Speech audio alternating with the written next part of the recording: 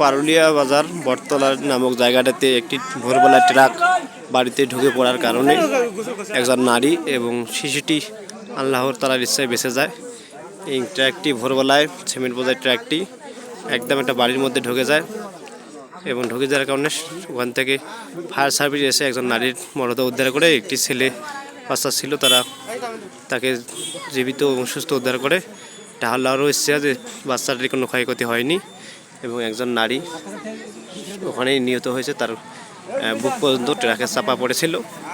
এটার মর্মান্তিক ঘটনা। আর রোডের সাইডে বাড়ি যারা, তাদের একটু আতঙ্কের বিষয় হয়ে গেল যে আসলে এরা ভুমবাল অবস্থায় ট্রাক বাড়িতে ঢুকে পড়ার কারণে এই মর্মান্তিক মৃত্যু হয়েছে। দিনের বেলায় হলে হয়তো মৃত্যুটা হতো না, রাত্রেবেলা হওয়ার কারণে এই মৃত্যুটা হয়েছে।